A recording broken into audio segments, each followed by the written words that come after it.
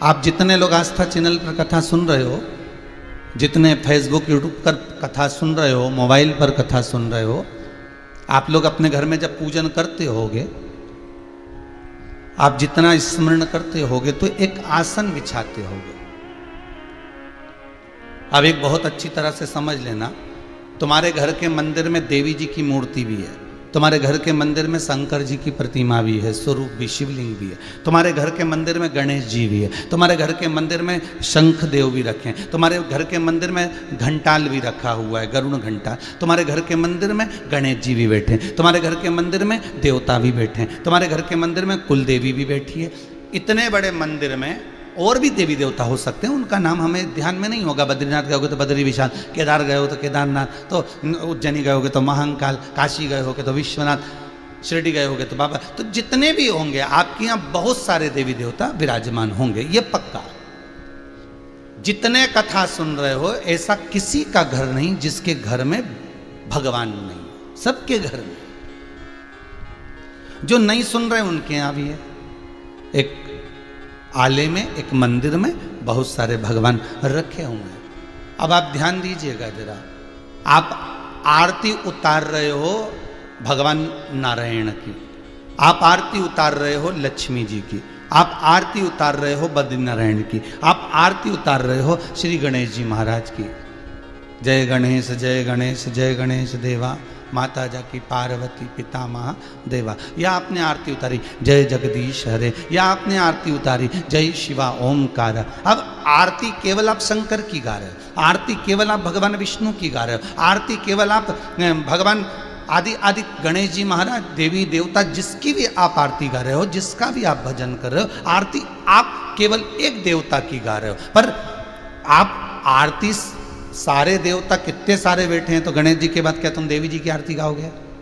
जितने लोग आस्था पे सुन रहे हो सही बताना, गणेश जी के बाद देवी जी की गाओगे, देवी जी के बाद शनि महाराज की गाओगे, शनि महाराज के बाद गुरु महाराज की गाओगे, गुरु महाराज के बाद में शंकर जी की गाओगे, शंकर जी के बाद में लक्ष्मी जी की गाओगे। जितने देवता तुम्हारे मंदिर के अंदर बैठे हैं, क्या सारे देवी देवता की आप आरती गाओगे क्या? नहीं, आरती एक गा रहे हो, आरती एक बार। और इतने दिए भी नहीं लगाओगे कि गणेश जी के लिए अलग दिया लगाया, शनि महाराज के लिए अलग लगाया, राहु के लिए अलग लगाया, शंकर जी के लिए अलग लगाया, कुल देवी का दिया अलग, कुल देवता का दिया अलग।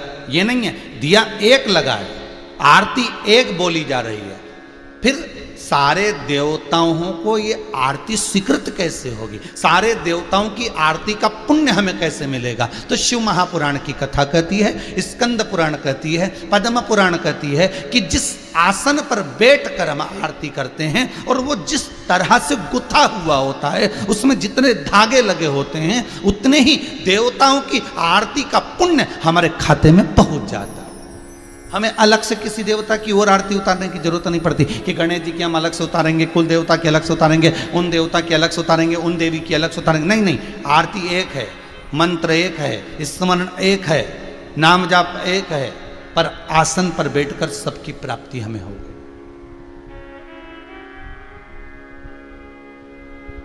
आसन पर बैठकर हमें सब फल की प्राप्ति हो गई, आसन पर बैठकर हमें सब स्मरण प्राप्त हो गया।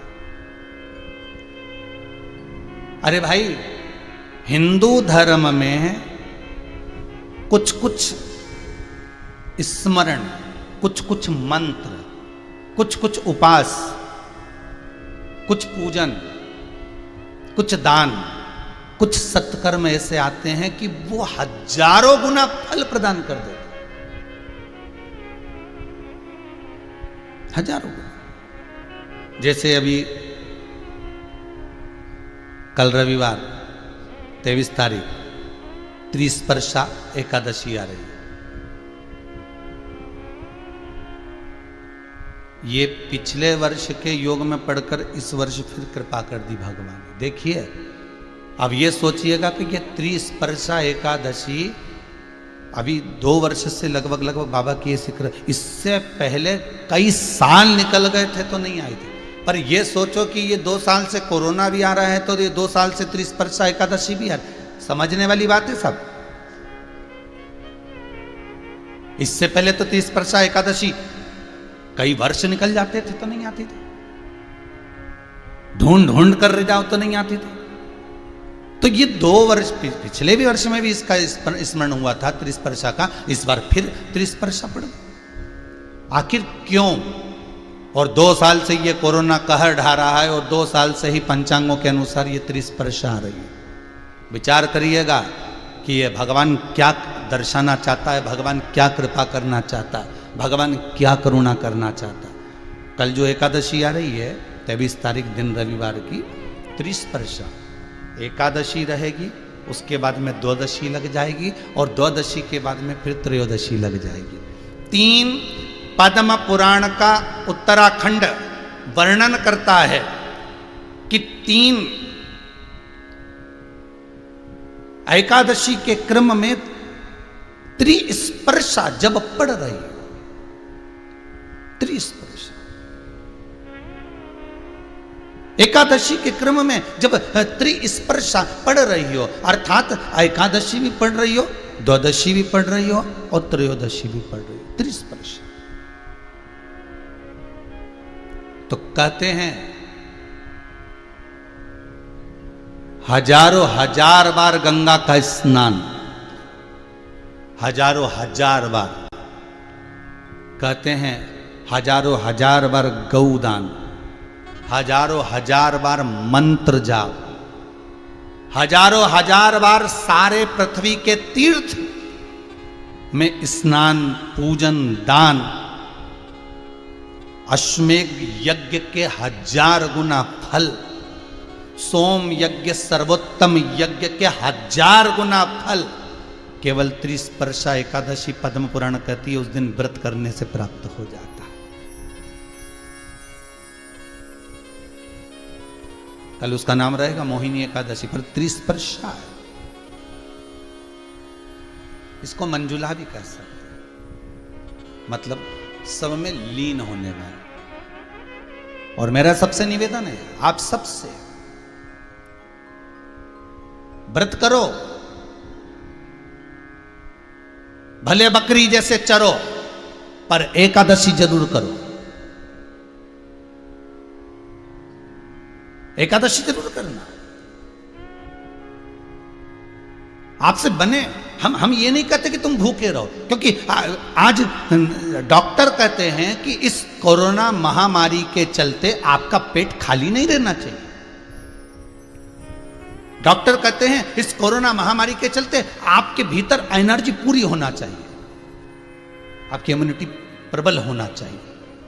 और अगर हम आपको एकादशी का व्रत करवा दें और आपसे कहें कि आप पानी पी कर रह जाओ, आप एक फल खा कर रह जाओ, या फल का रस पी कर रह जाओ, या नारियल का पानी पी कर रह जाओ, और आप एकादशी रख लोगे और हमारे कहने पर रख लिया, और मालूम पड़े 3-4 दिन हॉस्पिटल में पड़े रहोगे और सीओर वाले महाराज को कोसते रहोगे।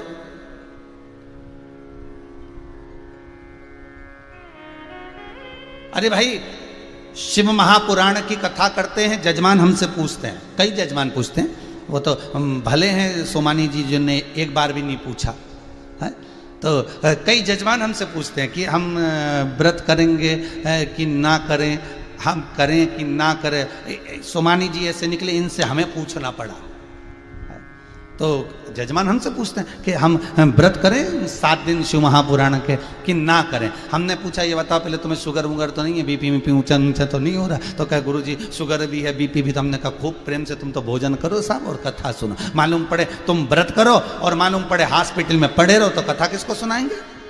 इसलिए तुम तो खूब शिव महापुराण की कथा कर रही है, पद्म पुराण कर रही है कि त्रिस्पर्शा एकादशी में अगर घर के बच्चे भी हैं, घर के बुजुर्ग भी हैं, घर के बड़े भी हैं, और हो सकता है अगर उनसे बन जाए, तो हम ये नहीं कहते कि तुम जल पर रहना, हम ये नहीं कहते कि तुम नारियल पानी पर रहना। हाँ, डॉक्टर कहते हैं अभी आपको आपकी एनर्जी प्रबल चाहिए, अगर भूखे रखेंगे तो हो सकता है कोई तकलीफ हो। इसलिए खूब प्रेम से आप तो बकरी जैसे चरो, पर एकादशी करो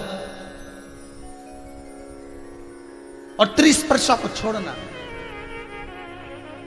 महाराज, ये वो एकादशी है जिसमें हमने दान करा, पुण्य करा, सत्कर्म करा, भजन करा, मंत्र जाप करा, नाम जाप करा, नाम स्मरण करा, नाम कीर्तन करा, नाम भगवान की भक्ति में जैसे जैसे हम डूबते चले जाते हैं, कहते हैं इसका फल हजारों लाखों गुना हमें अपने आप प्राप्त हो जाता, अपने आप। ये त्रिस्पर्शा है।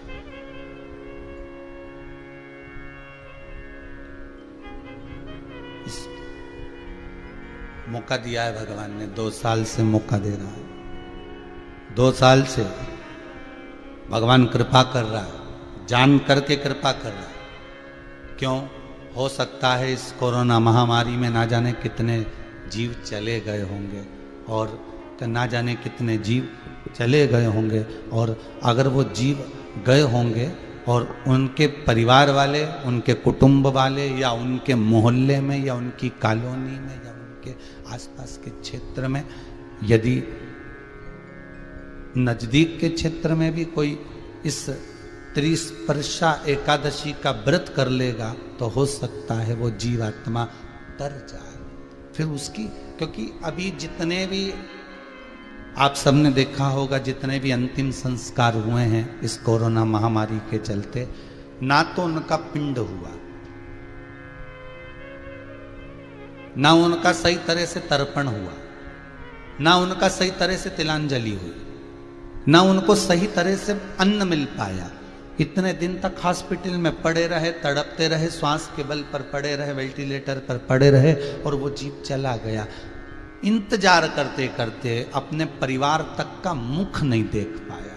तो उसकी जीव की गति सुधारने के लिए हो सकता है मेरे भगवान भोलेनाथ ने, हो सकता है मेरे नारायण ने इसको त्रिस्पर्शा एकादशी इसलिए दे दी कि जीव का कल्याण हो जाए।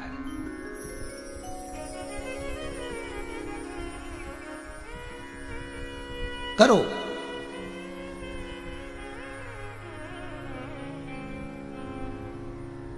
और करने के साथ में मंत्र जाप भी करो।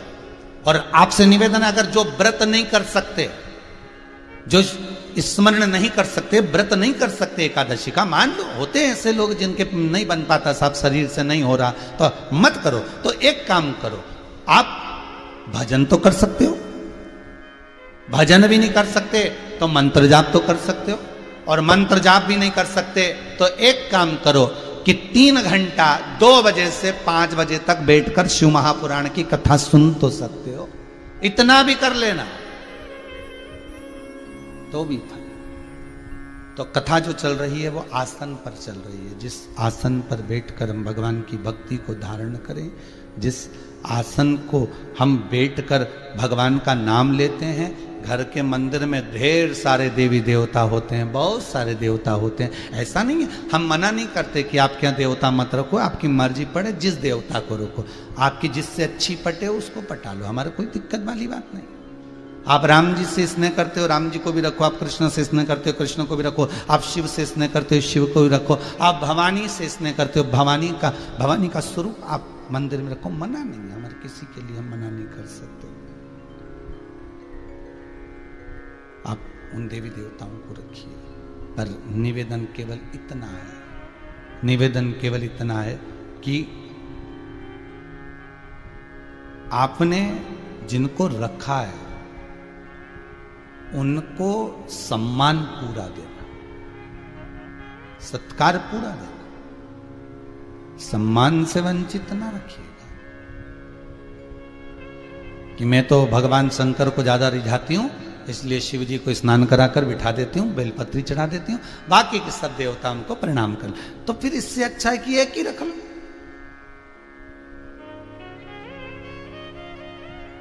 मैं ठाकुर जी से ज्यादा लाड लड़ाती हूँ, मैं ठाकुर जी का भजन ज्यादा करती हूँ, बाकी के देवताओं को मैं नमन करती हूँ, तो फिर ठाकुर जी को रख लो।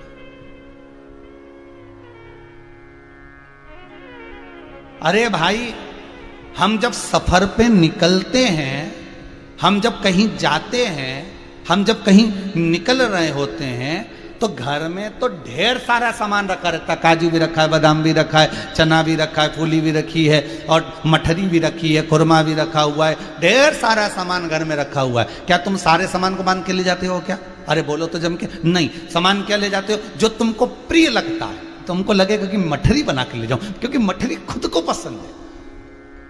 और पति को मठरी पसंद नहीं है, पति ने कहा कि मेरे लिए तो चने रख लेना, तो उसके लिए चने रखा। जो चीज तुम्हें प्रिय लगेगी, जो चीज तुम्हें अनुकूल लगेगी, अच्छा लगेगा, तुम उसको लेकर जाओगे। उसी तरह परमात्मा की सेवा में, भगवान की भक्ति में, भगवान की दृढ़ता में, भगवान के स्मरण में, आपकी दिल को, आपकी चित्तवृत्ति को जो अच्छा लगे आप उसको जप लो। आप उसकी स्मरण भक्ति में डूब जाओ, आप उसके मंत्र जाप में डूब जाओ। और जब आप उसके मंत्र जाप में डूब जाओगे तो वो स्वयं कहते हैं, हम जिस भगवान का भजन करते हैं भगवान हमारा भजन करता है।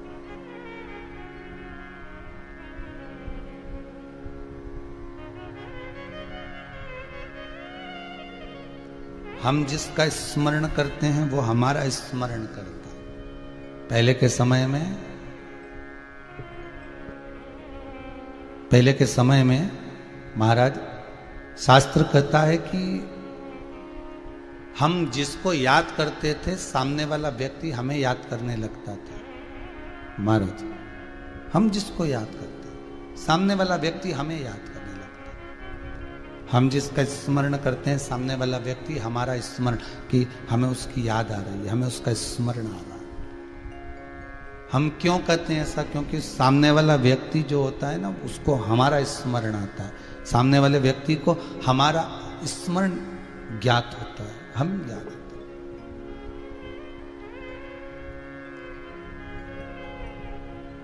नैन लड़े त्रिपुरारी से मैं उनकी हो गई, मेरे मन में नहीं है धीर, सखी में काशी जाऊंगी। चित्तवृत्ति में हम जब परमात्मा को रिझा लेते हैं, चित्तवृत्ति में हम जब परमात्मा को जोड़ लेते हैं, चित्तवृत्ति में जब हम भगवान को अपना बना लेते हैं तो वो भगवान हमारा हो जाता है। आप एक आसन पर बैठकर एक देवता की भी अगर आरती उतार रहे हो, और जितने देवता आपके उस अलमारी में, जितने देवता आप उसके मंदिर में, आपके पूजा बाड़ी में जितने देवता बैठे हैं, सबका पुण्य फल आपके खाते में आ जाता है, आपके खाते में पहुंच जाता है, वो पुण्य प्राप्त हो जाता है। पार्वती मैया शंकर का भजन करती हैं, पार्वती शिव का स्मरण करती हैं, तो शंकर पार्वती का स्मरण करते हैं। कल हमारे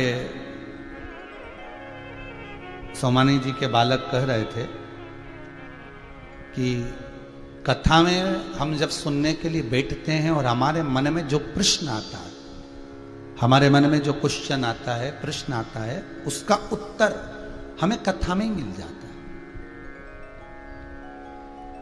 हमें कथा में ही प्राप्त हो जाता है। और केवल मैं बालक के लिए नहीं कहूंगा सोमानी जी के, मैं कहूंगा सबके लिए। ऐसे बहुत सारे हैं जो बहुत प्रश्न लेकर बैठते हैं और कथा में उसका समाधान हो जाता है।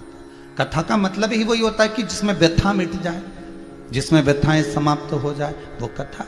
और मालूम पड़े जो व्यथाएं उत्पन्न करता जाए उसका कथा का कोई क्रम नहीं होता, बहुत सारे संशय उठते चले जाएं, तो उससे मतलब ही क्या।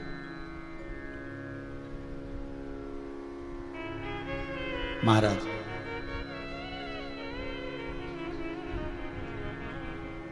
पार्वती मैया शंकर की भक्ति में जो लगी हुई थी,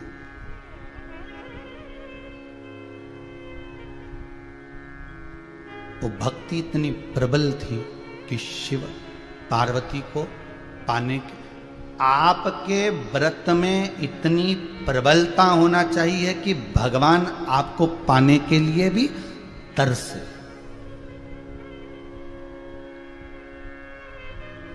भगवान भी तरसे।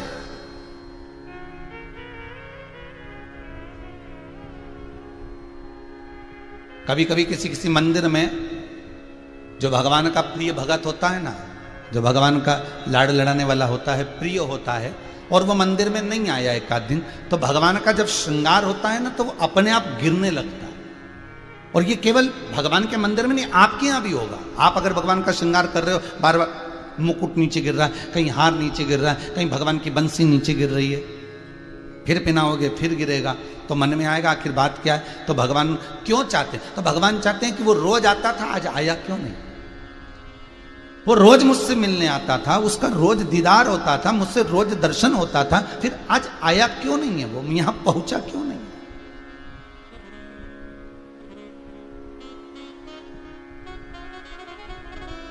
आखिर किस लिए? एक प्रश्न है इसी आसन से जुड़ा हुआ कि महाराज, हिंदू धर्म के अंदर साष्टांग दंडवत करना का विधान है कि भगवान के सामने साष्टांग दंडवत कर दो, तो इसका लाभ क्या? हमने कहा इसका एक ही लाभ है, जब हम पृथ्वी का स्पर्श करते हैं, जब हम पृथ्वी पर अपना मस्तक रखते हैं, तो रखते से ही हमारा एक व्यास कंप्लीट हो जाता है। व्यास मालूम है आप लोगों को? जितने लोगों ने टीवी पर कथा सुन रहे हैं, आपने भी कभी ना कभी अपने स्कूल में पढ़ाई करी होगी, उस पढ़ाई में आपने एक व्यास बनाया होगा। आपको मालूम होगा एक प्रकार होता था, उसमें एक कोना होता था और उसमें एक पेंसिल उसमें फंसाई जाती थी। उस नुकेली वाले कोने को रखा जाता था कॉपी पर और उस पेंसिल वाले कोने को रखा जाता था कॉपी के दूसरे सिरे पर। अब केवल एक बार उसको रखना है, अर्थात हमको एक बार परमात्मा के चरणों में दंडवत होना है, और दंडवत होने के बाद जब वो बंसी, जब वो पेंसिल घूमती थी तो एक व्यास बना देती थी, एक गोला एक जैसा बना देती। अर्थात जो वो नोक वाला जो हिस्सा है वो एक बार रखाया, उसके बाद वो व्यास बन जाता था। शिव महापुराण की कथा कहती है, लंकाधिपति रावण से विभीषण ने प्रश्न किया था कि तू देव अधिदेव महादेव के सामने साष्टांग दंडवत करता है, लंकेश इस दंडवत का फल क्या है? तो लंकाधिपति रावण कहता है, विभीषण, मैं अगर भगवान के चरणों को दंडवत करता हूं, उसका कारण केवल इतना है कि पूरी पृथ्वी पर मैं अपना राज्य कर लेता हूं, पूरी पृथ्वी पर मैं अपना राज्य कर लेता हूं।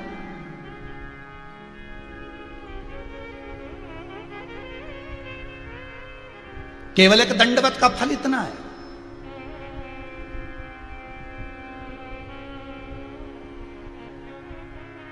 केवल एक दंडवत का फल की प्राप्ति इतनी है कि मैंने संपूर्ण पृथ्वी का फल, संपूर्ण पृथ्वी का,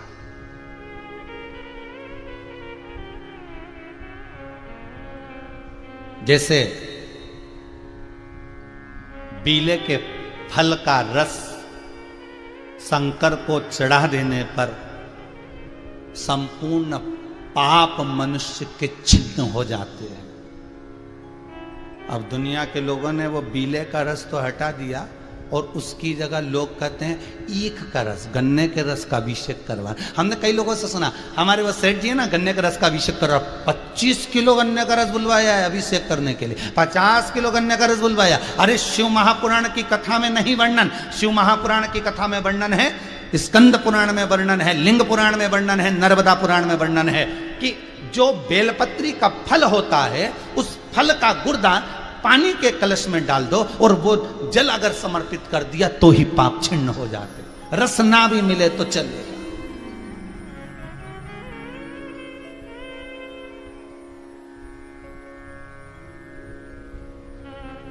अरे भैया, किसी पुराण में आपने पढ़ा कि पपीते की आहुतियां दो, किसी पुराण में आपने पढ़ा कि पाइनएप्पल की आहुतियां दो, कभी किसी पुराण में पढ़ा कि तुम केले की आहुतियां दो, कि एप्पल की आहुतियां दो, सेव फल की दो, कि आम के फल की आहुतियां दो। संपूर्ण अगर आप जितने भी अनुष्ठान देखेंगे, जितने पूजन के प्रमाण देखेंगे, उसमें एक ही चीज आता है कि बेले के फल की आहुतियां दो। इसमें पपीता नहीं लिखा है, इसमें पाइनएप्पल नहीं लिखा है, इसमें कोई दूसरी वस्तु नहीं लिखी, इसमें एक ही लिखा कि बेले की आहुतियां देना है,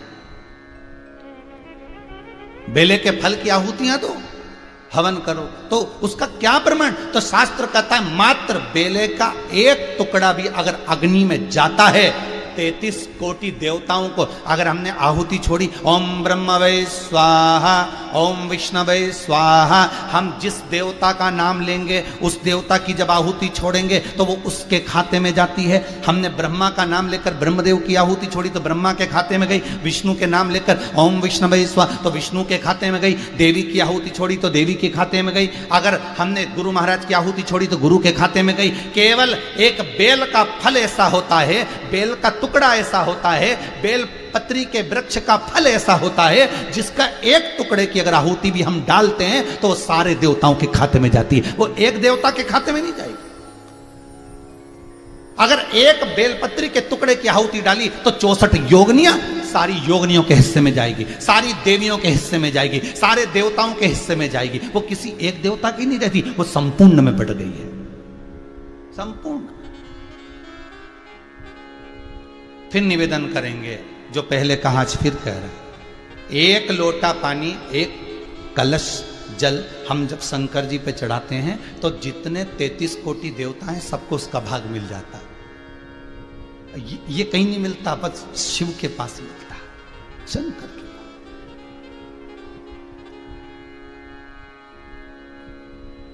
वो कहीं मिल नहीं सकता, बस मिलेगा तो वही। तो ये जो व्यास है, कई लोग कहते हैं बताओ दंडवत करके ढोंग कर रहे हैं, ढोंग नहीं कर रहे हैं, संपूर्ण ब्रह्मांड को अपना कर रहे हैं। अब लोगों को शर्म आने लगी है दंडवत करने में। कपड़ा देखना पड़ता है, गंदा तो नहीं हो जाएगा, और नरक कपड़न से डरत है और नरक पड़न से नहीं। आज कपड़ों से डर लग रहा है कि दंडवत करेंगे तो कपड़ा गंदा हो जाएगा, अगर दंडवत करेंगे तो ये कपड़े बेकार हो जाएंगे। हमने तो कई लोगों को यहां तक देखा है कि मंदिर के अंदर अगर जाते हैं तो पांव में जो जूते पहन कर गए हैं, उस जूते के जो मोजे होते हैं, सॉक्स जो होते हैं, उसको पहनकर भी मंदिर के अंदर चले जाते हैं।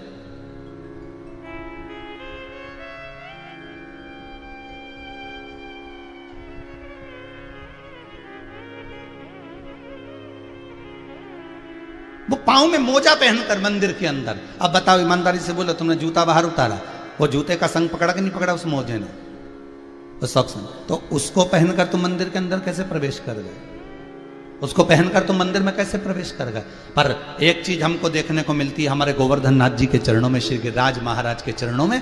गोवर्धन नाथ जी पर जब दूध चढ़ाने के लिए लोग आते हैं, जूता उतार आते हैं और मोजे अगर पहने रहते हैं, तो ब्रज के पंडा, गिरिराज जतीपुरा के पंडा, गोवर्धन नाथ जी के पंडा कहते हैं चलो पहले ये मोजे उतार कर आओ, पहले ये सॉक्स उतार कर आओ, उसके बाद हाथ धो, खासा करो, उसके बाद तुम दूध चढ़ाओ, उसके बाद तुम जल चढ़ाओ।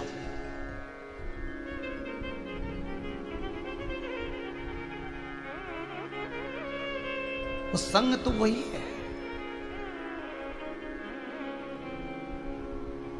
करो दंडवत यहां से वहां तक, करो दंडवत। कई लोगों को देखा और कई हमने विद्वानों को भी देखा है कि वो भले कहे सो पाँव में मालूम पड़े मोजा पहन ले, फिर व्यासपीठ पर बैठे कथा सुनाए तो वो श्रेष्ठता। कईयों को हमने देखा वो श्रेष्ठता। दंडवत करा, हम जब साष्टांग दंडवत कर रहे हैं, व्यास जितने लोग टीवी पे कथा सुन रहे हैं, आपने भी अपना कंपास रखा होगा, कंपास ही बोलते थे हम लोग तो, अब है कंपास रखा होगा, और उस कंपास में ऐसा एक नोक और उसमें एक पेंसिल फंसाने का ऐसा होता था। हमको याद नहीं रहा कि ये कथा निकलेगी, नहीं तो हम हमारे घर से ले आते राघव जी से मांग के, हो तो वो आपको दिखा। तो उसमें जो नोक वाला होता है वो नीचे होता है और पेंसिल वाला उसको घुमाते चले जाता है, और घूमने के बाद वहीं आकर खड़ा हो जाता है। शिव पुराण कर रही है, भविष्य पुराण कर रही है, अग्नि पुराण कर रही है, पद्म पुराण करती है। जब संसार का मनुष्य परमात्मा के चरणों में, सदगुरु के चरणों में, माता पिता के चरणों में, घर के बड़ों के चरणों में, घर के बुजुर्गों के चरणों में, किसी विद्वान के चरणों में, परमात्मा के चरणों में, तीर्थ व्रत में जब साष्टांग दंडवत करता है, तो जैसे ही वो सोता है, अपना मस्तक अपनी नासिका पृथ्वी पर जब वो लगाता है, लगाते से उसका व्यास बन जाता है, अर्थात उसकी रक्षा का प्रमाण भगवान के पास पहुंच जाता है कि इसने जितनी जगह घेरी है, इसके संपूर्ण शरीर की रक्षा करना मेरा काम है। वो व्यास बन गया।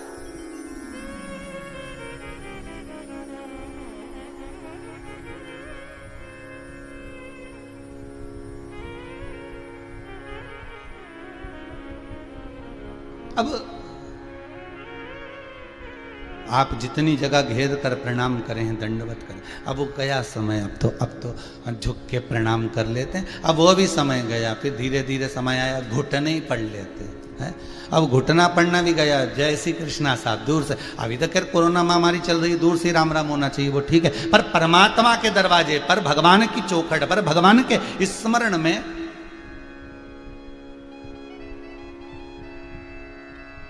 ये जो हाथ मिलाने का जो क्रम हुआ है ना आज के ज़माने में, ये बीमारी जो हो रही हाथ मिलाना, ये हाथ मिलाना हमारे हिंदू धर्म का प्रमाणित नहीं है। हाथ तो जब मिलाया जाता था कि तुम उससे एक हाथ की दूरी बना के चलना, मैं कभी चोट कर सकता हूं तेरे साथ। हाथ मिलाना मतलब चोट कर देना।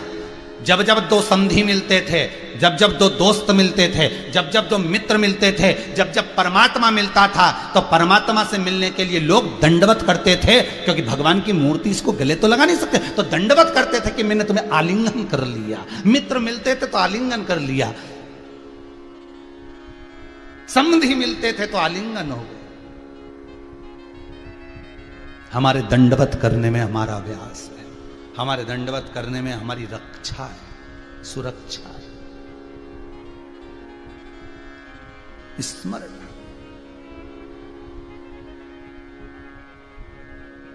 और फिर वो हमारा भजन, हमारे पार्वती मैया शिव जी के मंत्र जाप में जब डूबी तो शंकर भगवान को ज्ञात रहता रहा कि ये क्या कर रही है। आप अगर एक व्रत कर रहे हो, चाहे एकादशी का करो, चाहे प्रदोष का करो, चाहे सोमवार का करो, चाहे मंगलवार का करो, चाहे शनिवार का करो, आप जिस देवता का व्रत करते हो, जिस भजन को, जिस व्रत को आप करते हो, वो देवता की दृष्टि आपके ऊपर रहती है।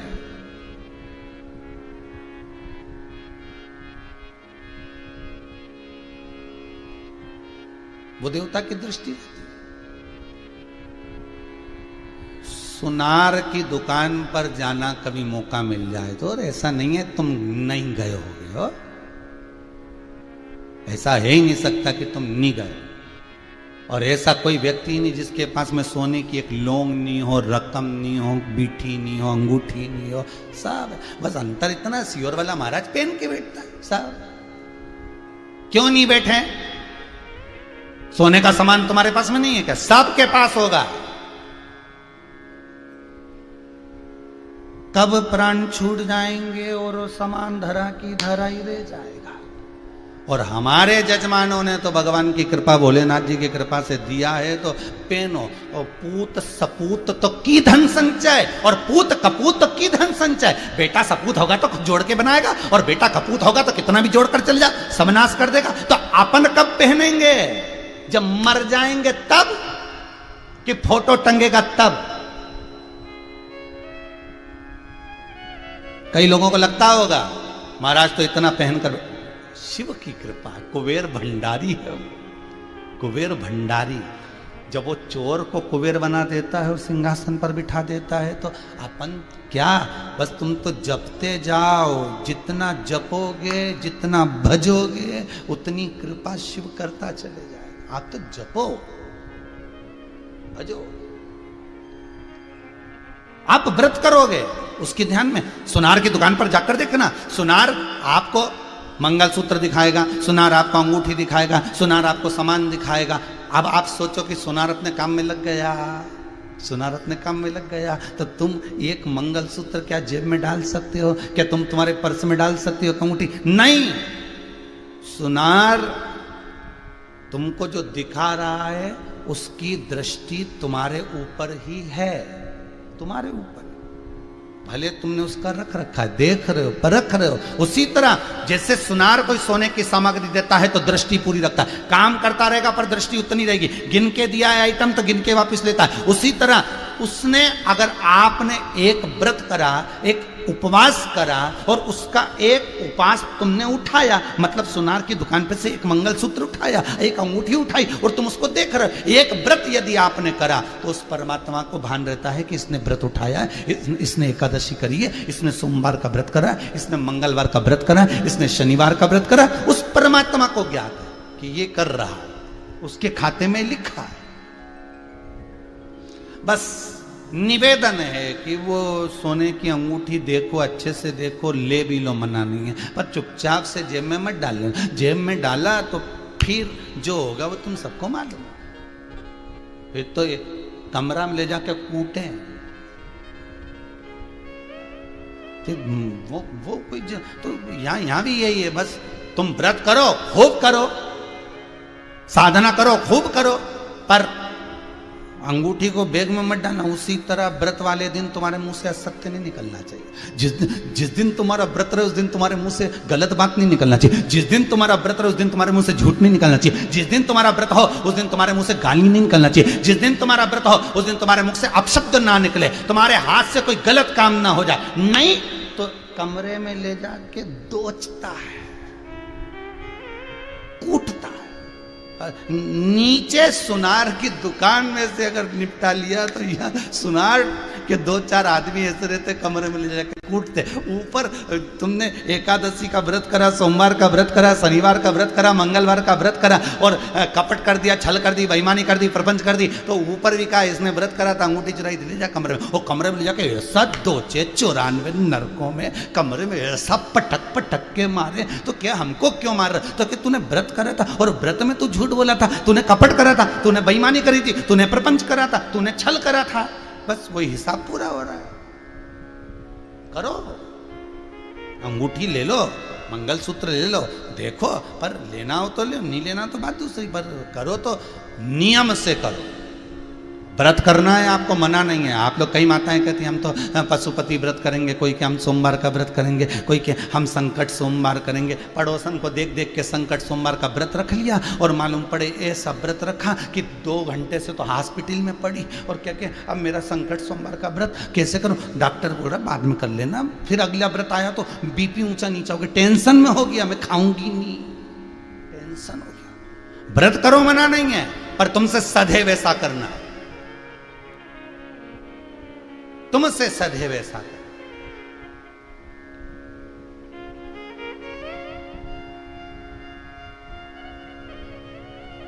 जिनका व्रत होता है वो घर से चलते समय व्रत का आइटम भी लेके चलते हैं। नी मिला तो अपना ही निकाल के खा लेंगे, आनंद नहीं मिला कहीं तो फिर बस यही है।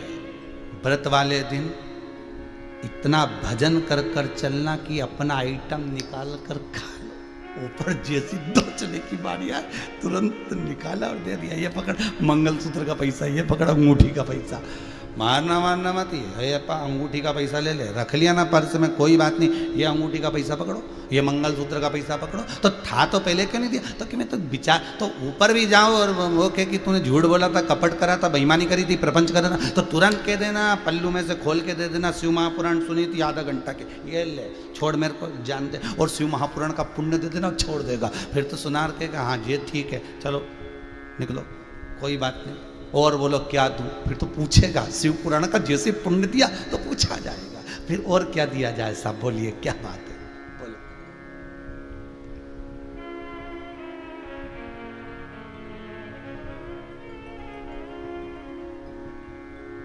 कितना?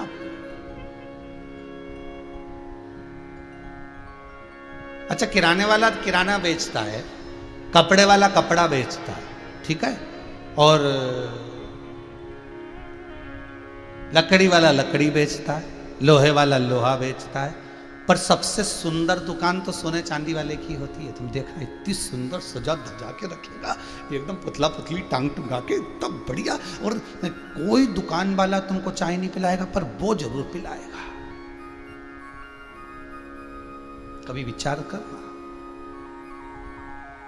वो पिलाएगा। उसी तरह वो परमात्मा है, वो सब कुछ व्यवस्था रखता है। मंत्र जपोगे, भजन करोगे, कीर्तन करोगे, स्मरण करोगे, नाम जाप करोगे, तो वो कह देता है मेरे पास में बहुत तरह तरह के आइटम हैं, 94 तरह का नरक और ये बैकुंठ है, ये गौलोक धाम है, ये कैलाश पर्वत है, ये ब्रह्मलोक है, ये देवलोक है। तुम जितना भजन करा है, जिस वैरायटी का आइटम चाहिए माल देना पड़ेगा। तुमने कहा मैंने शिव महापुराण की कथा सुनी है, तो कह देगा जाओ इनको जरा हीरे की अंगूठी दिखाओ, कैलाश पर्वत छोड़ के आओ। अगर तुमने कहा कि मेरे पास में इतना रुपया है, मैंने भगवान विष्णु का भजन करा, तो कहेगा इसको बैकुंठ छोड़ के आओ, ले जाओ इसको जरा बढ़िया गोल्डन रूम दीजिए। तो ये आपके ऊपर है कि आपको चाहिए क्या। आपको क्या चाहिए, ये आपके ऊपर। एक कथा पहले सुनाई है, वही कथा का प्रमाण फिर लेते हैं। एक पंडित जी कथा करते थे, बड़ी सुंदर कथा बाजते बाजते पंडित जी मर गए, बैकुंठ गए। बैकुंठ का दरवाजा बंद था। चित्रगुप्त महाराज से पूछा, महाराज जी दरवाजा कब खुलेगा? तो कि कल सुबह खुलेगा 9 बजे। हर एक चीज का एक समय होता है। जैसे भी वैक्सीन लगवा रहे हो, 18 साल का व्यक्ति अगर लगवाना चाहता है तो उसका पहले बुकिंग करो, 9 बजे ऑफिस खुलेगा, उसमें टच करके आप लिख के डाल दो हमको ये आईडी, ये ऐसा और ये ऐसा, और फिर वो तारीख दे देगा, इतनी तारीख को तुम इतनी बजे पहुंच जाना। तो बैकुंठ में भी तारीख, बैकुंठ में भी स्थान, समय। पंडित जी तो अब मरने वाले तो कभी भी मर जाए, परंतु उनको क्या एकदम डायरेक्ट दरवाजा खुला है कि अंदर चले जाओगे? खड़े रहो बात। अब पंडित जी लाइन में खड़े हो गए, तो लाइन में पंडित जी खड़े थे, इतने सारे लोग खड़े थे, और पंडित जी जिसके पीछे खड़े थे वो एक बस का ड्राइवर था। जीन्स मीन्स पहना था, पंडित जी धोती कुर्ता बगलबंदी वगैरह सब पहने, तिलक विलक सब लगाए, और एक जो आगे खड़ा था ना वो जीन्स पहना था और टोपी भी लगाया हुआ था, और उसके कहीं 2-4 जगह से बनियान और जो जीन्स थी उसमें थेगड़े भी लग रहे थे, मतलब 2-4 जगह से फटी हुई थी। फटी क्या कह सकते, डिजाइन थी वो, ठीक। अब वो जूता वूता भी पहना था, बढ़िया मौजा जूता, बढ़िया जोरदार, और चाबी घुमा रिया था बढ़िया आराम से, और खड़ा हुआ, और पंडित जी उसके पीछे खड़े। अब सुबह 9 बजे दरवाजा खुला बैकुंठ का। जैसे बैकुंठ का दरवाजा खुला, सबसे पूछा तुम कौन? तो कोई बोला हम ये, कोई बोले हम वो, तो क्या तुम वहाँ चले जाओ, तुम वहाँ चले जाओ। अब ये बस का ड्राइवर आया, इससे पूछा तुम कौन? हम बस के ड्राइवर हैं। अच्छा एक काम करो, सामने एसी का रूम है, डनलप का गद्दा लगा है, चांदी की थाली में भोजन आएगा, सोने के कटोरे लगे रहेंगे, दासियां पंखा झेलेगी, उसमें तुम चले जाओ। फिर तो चलो अंदर। अब ये गए, इसके पंडित जी ने मन में विचार करा कि बस के ड्राइवर को इतना जोरदार रूम दिया तो मुझे कितना जोरदार मिलेगा, क्योंकि मैं तो कथा करता, मैं तो प्रवचन देता, मैं तो सत्संग करता। और जो बस का ड्राइवर के बाद में पंडित जी आए, पंडित जी ने चित्रगुप्त महाराज बोले तुम कौन? हम गांव के पंडित जी, कथा करते थे, पूजन करते थे। अच्छा एक काम करो, सामने जो झोपड़ा दिख रहा है वो झोपड़े में चले जाओ, उसमें चक्की रखी है, गेहूं डाल डाल के पीसते रहना, चूल्हा रखा है, भोजन बनाते रहना, और गोदड़ी रखी है, बिछा लेना, चटाई पे सोना, गोदड़ी ओढ़ लेना। पंडित जी के तो कांटे से खून नहीं। पंडित जी ने कहा बताओ यहाँ रिश्वत मिश्वत चलती है क्या? इतने में बोले चिल्ला चोट मत करो। चित्रगुप्त महाराज बोले फालतू की बात मत करो, यहाँ रिश्वत मिश्वत नहीं। तो बताओ, बस के ड्राइवर को गोल्डन रूम, एसी का रूम, और हम इतने बड़े कथाकार कथा कर करके थक गए, दुनिया भर के हमने प्रवचन दिए, भजन करा, कीर्तन करा, और हमको झोपड़ा दिया? ऐसा होता है? कहाँ है भगवान विष्णु? जरा हमको मिलवा। फालतू की बात नहीं, चिल्ला चोट करना मत ही, भगवान विष्णु बाद में आएंगे, दम मिलेंगे, अभी अपने रूम में जाओ। तो कि मैं तो हड़ताल करूंगा, नहीं जाऊं, जा। चित्रगुप्त महाराज बोले देख चले जा, नहीं तो दूसरे 2-4 खड़े हैं, वो धक्का मार के छोड़ जा। अभी भी नहीं, बस के ड्राइवर को गोल्डन रूम दिया, एसी का रूम दिया, चांदी की थाली में भोजन दिया, दासियां दी, और हमको झोपड़ा दिया, ये कैसे हुआ? भगवान चित्रगुप्त महाराज बोले ये कर्मों का खेल है, जो जैसा करेगा उसको वैसा मिलेगा। तो मैंने तो इतना भजन करा, मैंने तो इतना पुण्य करा, फिर मुझे ऐसा रूम क्यों मिला, मुझे झोपड़ा क्यों मिला? और बस के ड्राइवर ने कौन सा पुण्य करा था? चित्रगुप्त महाराज बोले ये बस का ड्राइवर है, जब जब गाड़ी चलाता था इतनी तेज चलाता था कि अंदर जितने बैठते थे सब हनुमान चालीसा पढ़ते रहते थे, सब राम राम जपते रहते थे। इसलिए ये जब मरा तो इसने इतना भजन करवा के मरा, इसलिए इसको एसी का रूम मिला। और महाराज तुम जब कथा कहते थे तो लोग दीवार से टिक टिक के सोते थे, इसलिए तुमको झोपड़ा मिला है।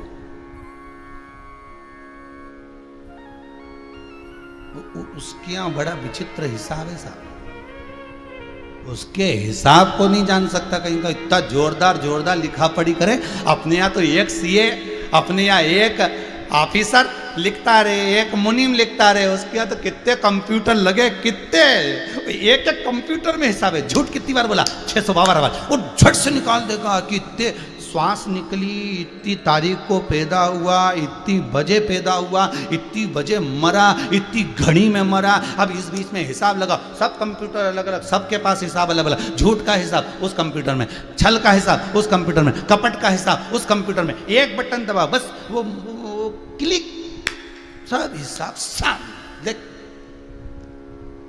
फिर बोल रहे भेरू कितना झूठ बोला, या तो तू सत्य बोल रहे भगवान के सामने।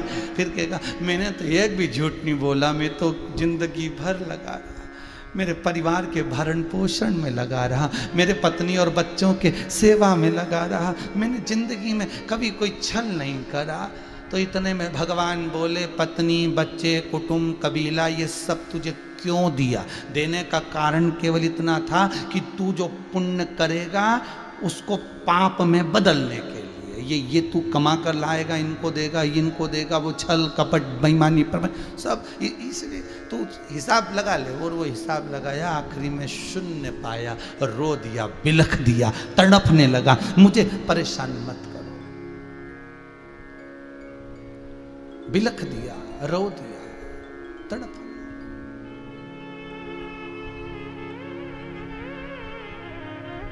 चित्त वृत्ति में अशुद्धता।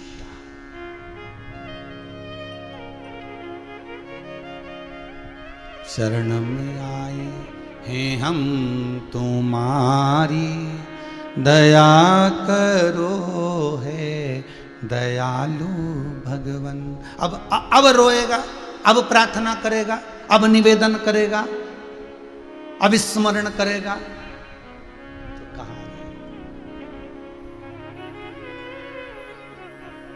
महाराज दंडवत कर रहे हो तो समझ लेना अब भगवान संभाल लेगा। फिर वही वाली कथा आ गई, आप कथा संभालो, आप मंदिर संभालो, घर विश्वनाथ संभालेगा, तुम्हें नहीं संभालना। और वही हुआ, पार्वती जी ने जो भजन किया, पार्वती जी ने जो स्मरण करा, शंकर जी के विवेक में आ गया कि पार्वती मेरा भजन कर रही है। संसार का एक जीव, एक मछली, जलचर, थलचर, वायुचर, मृत्यु लोक में रहने वाला एक संसारिक मानव, क्या एक जीव भी अगर भजन करता है तो उसको मालूम है कि इसने मेरा स्मरण करा, इसने मेरा नाम जाप करा, इसने मेरा कीर्तन करा, उसको मालूम है।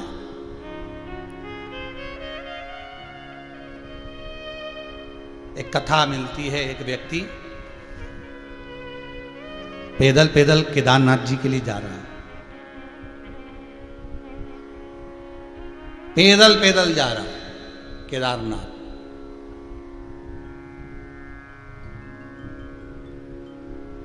स्मरण करता जा रहा है, हर शंभो हर हर शंभो, हर शंभो हर हर शंभो। स्मरण करता करता करता करता करता केदारनाथ जैसे पूछते पूछते जानते जानते केदारनाथ पहुंच गया।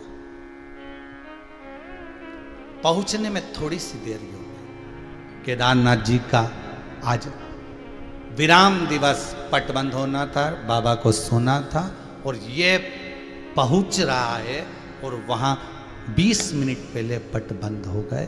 केदारनाथ जी की पालकी वापस आने लगी। पंडा जी के चरणों में, पंडित के चरणों में उस व्यक्ति ने पांव पकड़ लिए, मुझे दर्शन करा दो, बहुत दूर से आया, बहुत दूर से आया, आस और विश्वास लेकर आया हूं, मुझे दर्शन करा दीजिए। नहीं, नियम है और नियम होना भी चाहिए, नियम होना चाहिए। हम तो आप लोगों को पहले भी कहें, जिंदगी में एक नियम बनाकर चलो, कोई भी एक नियम बना लो कि मैं शंकर जी के मंदिर में एक दाना चावल का चढ़ाऊंगी। कोई एक नियम बना लो कि मैं एक बेलपत्री, एक शमी पत्र, या ये भी नहीं कर सकते तो शंकर जी के मंदिर में 3 बार ताली बजाऊंगी, ये भी नियम नहीं बना सकते तो ये कैसा, मैं शंकर जी के शिखर का दर्शन देखकर भोजन करूंगी, मैं शंकर की चौखट का दर्शन कर कर भोजन करूंगा। एक नियम आप अपनी जिंदगी में बना सकते हो, और उस नियम को निभाना परमात्मा को पड़ेगा। आप नियम आप बनाओ, निभाएगा वो।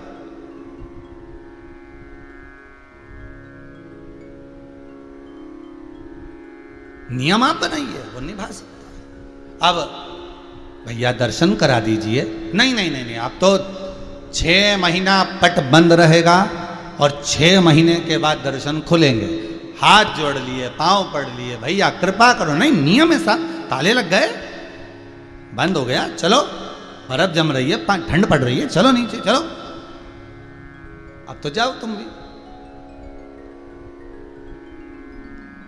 6 महीने, हाँ भैया थोड़ी सी देर दर्शन करा के वापस बंद कर देना, नहीं नहीं नहीं, एक बार अगर दर्शन बंद हो गए तो फिर नहीं खुलेंगे, अब तो 6 महीने के बाद ही खुलेंगे। आंख में आंसू भर गया। बाहर नंदी था, नंदी तो कोई बंद नहीं करता, शिव अंदर थे, अंदर का पट बंद हो गया था, नंदी बाहर था, ये नंदी से टिक कर बैठ गया और रो रहा। पंडित जी ने बोला चलो यहां से उठो, थोड़े दूर गया, दूर जाकर बैठ गया, एक पत्थर से, एक शिला से टिक कर बैठ गया, पत्थर शिला से टिका, बैठ गया। ठंड लगने लगी, जो था उसके पास में वस्त्र, उसको उसने ओढ़ लिया। सब चले गए, ये रह गया।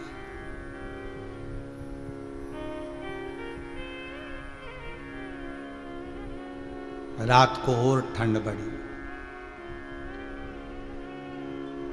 आंख में से आंसू निकल रहे थे। मैं तेरे दर्शन के लिए आया और पट बंद हो गया, पैदल चलकर आया हूं, बड़ी दूर से आया, बड़ी दूर से, आप कृपा करेंगे तो दर्शन होगा। बंद पट। रात को एक कोई सन्यासी त्रिशूल लेकर, डमरू लेकर आ गया,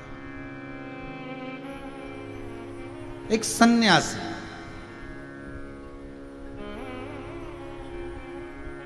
त्रिशूल और डमरू लेकर आया। क्या बात है बच्चा, क्या हो गया? बाबा दर्शन करना थे केदारेश्वर के, मिले नहीं, पट बंद हो गए। पंडित जी कहते हैं 6 महीने बाद खुलेंगे। अच्छा, भूख लग रही है? हाँ, ले भोजन कर ले। बाबा ने भोजन दे दिया। तू चिंता मत कर, तुझे कल ही दर्शन होगा, अभी सो जा, मैं तुझे कल दर्शन करा दूंगा। बाबा ने अपनी कामल दी, सुला दिया, भोजन करके वो सोया। दूसरे दिन जब उठा, भोर हो गई, सूर्य का प्रकाश जगा। जागते से, उठते से, सामने से केदारेश्वर नाथ की पालकी आ रही थी वापिस।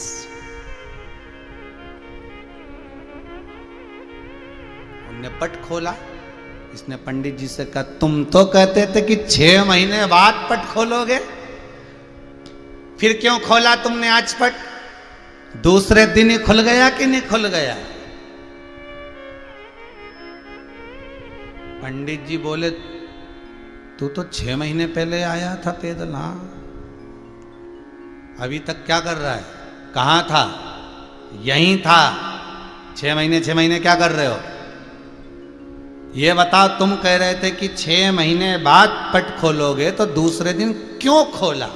पंडित जी बोले, भैया 6 महीने हो गए तो पट तो खुलने की तारीख आ गई तो खुल रहा है, तिथि आ गई तो खुल रहा है। 6 महीने? हाँ। तू कहां था? तो क्या मैं तो खाना खा के सो गया था, भोजन करा और सोया। रात को कोई आया था त्रिशूल लेकर, डमरू लेके, भोजन दे गया था, कम्बल उड़ा गया था और सो गया था। पंडित जी ने अंदर जाकर केदारनाथ जी पर जब घी मला, मलते मलते पंडित जी की आंख से आंसू निकल गए। निकलते निकलते कहा, वारे काल अधिपति तू भी गजब करता है। उसके लिए एक रात्रि का 6 महीना कर दिया। 6 महीने की एक रात्रि मात्र। वो ऐसा सोया कि 6 महीने बाद उठा। उसके लिए 6 महीने की रात्रि कर दी। तो गजब करा है। ये घड़ी का जो समय है ना, ये सुधारने में नंबर 1 है मेरा शंकर। ये समय इतनी जल्दी सुधार देता है। दुनिया के लोग वो देवता के जाना है, वो दुनिया के लोग वहां जाना है। कोई जाता वहां, कोई जाए वहां। यहां से काम नहीं हुआ वहां चलेगा, वहां से काम नहीं हुआ वहां चलेगा, उस देवता से काम नहीं हुआ उस देवी के पास चलेगा, वो देवी से काम नहीं हुआ वहां चलेगा, और बचा कुचाता तो पीर पैगंबर की दरगाह पर चलेगा। 50 जगह पर जाकर लोगों ने अपना समय सुधारने का प्रयास करा, समय मिलाने का प्रयास करा। समय मिलाने के लिए पुराने लोगों की कथा उठाकर देखिए। जो पुराने लोग होते थे, जब अपने पास में घड़ी रखते थे तो पुराने लोग उस घड़ी का समय देखते थे और समय मिलाते थे। काय से मिलाते थे पुराने लोग? रेडियो से। सोमानी जी ध्यान होगा, आप लोगों को भी ध्यान होगा जितने आस्था चैनल पर कथा सुन रहे हो, जितने टीवी पर सुन रहे हो, जितने मोबाइल पर सुन रहे हो। पहले के लोग रेडियो से समय मिलाते थे, रेडियो से। और उससे नहीं मिलता था, फिर कई न्यूज आती थी, उससे समय मिलाते थे। और कई लोग कहते थे, कहां जा रहे हो पिताजी? पिताजी बोलते थे, बस आ रहा हूं जरा न्यूज देख के। तो न्यूज सुनने नहीं जा रहा, घड़ी बंद हो गई, समय गड़बड़ हो गया, तो इसको मिला के आ रहा हूं। तो समय मिलाने के लिए वहां जाते थे। घड़ी बंद हो गई, उसको सही करना है, मिलाना है, तो वो उस न्यूज चैनल के पास में, उस रेडियो के पास में जाते थे और बिल्कुल कांटा लगा के बैठ जाते थे। तो लोग पूछते, तुम्हारी घड़ी में कितना बजा? कि 4:30। तो क्या अभी तो न्यूज का टाइम हो गया ना, 6:30 बजे का, 4:30। अभी बस मिलाने के लिए तो आया हूं, बस मिला लूं। जैसे पुराने लोग समय मिलाने के लिए, समय की घड़ी को सही करने के लिए रेडियो के पास में, न्यूज चैनल के पास में बैठकर कहीं जाकर समय मिलाकर अपनी घड़ी ठीक करते थे। बस शिव महापुराण की कथा वही कह रही है। आज भी दुनिया के लोगों का समय ठीक नहीं चल रहा, घड़ी ठीक नहीं चल रही, तो वो देवादिदेव महादेव शंकर की कथा में जाकर बैठ जाओ। एक बार शिव महापुराण में जाकर बैठ जाओ, घड़ी मिल जाएगी और समय सही चलना प्रारंभ हो जाएगा। घड़ी मिलाना है, समय सही चलाना है, तो शंकर के दरवाजे पर जाना पड़ेगा। वो कालचक्र ऐसा घुमाता है कि 6 महीने की रात्रि को एक रात्रि बना देता है। दुख की रात्रि को कब काट देगा पता नहीं चल पाए।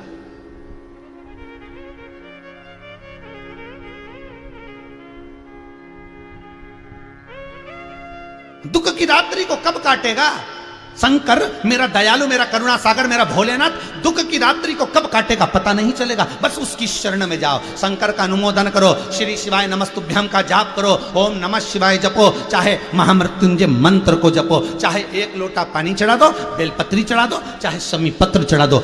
नहीं मिले 3 बार ताली बजा दो, वो भी नहीं मिले शिखर का दर्शन कर लो, शिखर दर्शनम सर्व पाप नाशनम। बस वो घड़ी की सुइयों को सवारने में नंबर 1 है। जितने बार बनाए सब शंकर ने बनाया। उठाओ शिव महापुराण देख लो, विद्येश्वर संहिता में लिखा है। सोमवार उसने बनाया, मंगलवार उसने बनाया, बुधवार, गुरुवार, शुक्रवार, शनिवार सब उसके बनाए हुए। घड़ी उसने बनाई, पल उसने बनाया, तिथि उसने बनाई, नक्षत्र उसने बनाया, समय उसने बनाया, जन्म देने वाला वो, मारने वाला वो, जब एक एक श्वास का हिसाब रखने वाला वो। तो घड़ी सही करना है तो उसी के पास तो जाओगे जिसकी दुकान पे सही हो सकती है। किराने की दुकान पे जाके बोल रहे जरा घड़ी सही कर दे रहे।